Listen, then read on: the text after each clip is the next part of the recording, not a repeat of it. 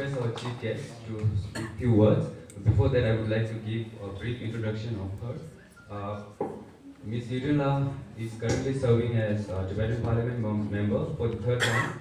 Uh, she is also the Executive Director of Empowering Vision, and in the past she has worked with many other organizations such as Tibetan Women's Association and also the Tibetan Center for Human Rights and Democracy. And I won't be able to read her full resume due to time constraint. So without taking much time, I would like to invite you on stage.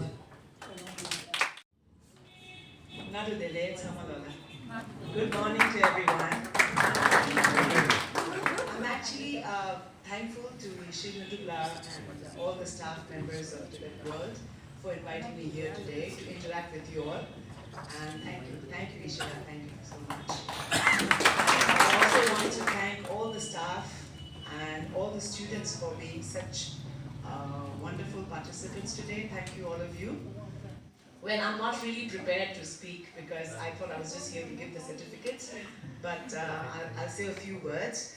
I usually speak very little, so I'm not somebody who speaks a lot on the stage, so I'll make it short.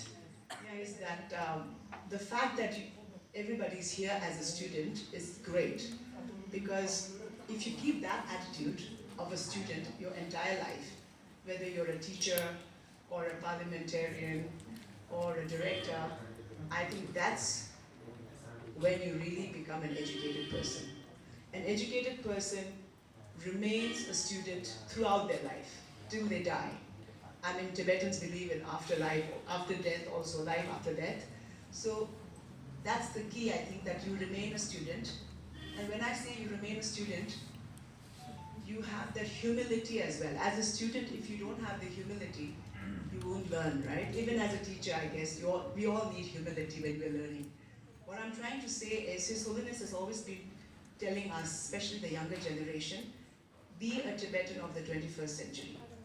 And when he's saying that, what I interpret it as is that I have to get knowledge, wisdom from all over the world, but yet be true to my roots.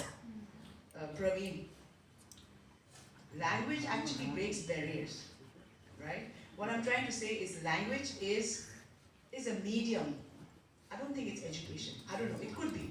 You can dispute that, but I also feel it is a part of education, but it's key in trying to convey your thoughts and your ideas.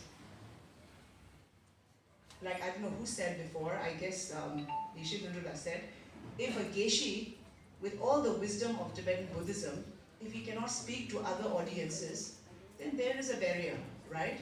So if he learns English or French or Chinese or Japanese or Spanish or whatever, then he can speak, right? So I think that is crucial. So language is key, but education is not complete if you think that that is only it, I guess. And then the fact that you need to keep learning all the time, the fact that you remain a student all the time is also very important. And then I also wanted, since I'm here as a Tibetan member of parliament, I don't know how many of you, especially the non-Tibetans, have come down to the Central Tibetan Administration. Can you please raise your hands? How many have come down? Can I see a show of hands? Please raise your hands, those who have. Okay, not many people. So I'd like to invite you all to come down. I'm there. I'm actually, this year I'm also nominated as a standing committee member, which usually we are not there.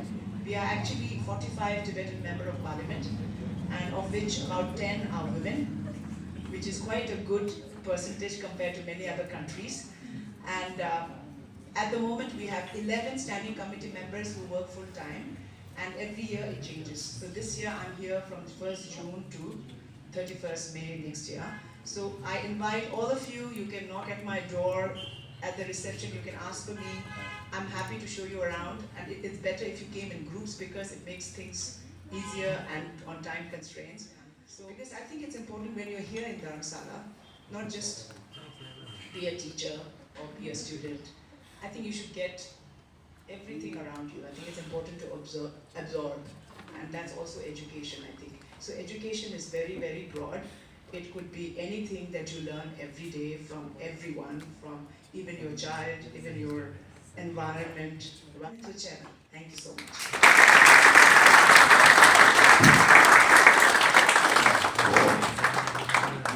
I would like to thank our chief guest for delivering a wonderful speech. She told us the importance of humility while learning anything, especially in this case, learning language. She also told us how language acts as how language plays role in breaking the barriers, and also thank you for inviting us to CTA and making promise to help us. Thank you so much.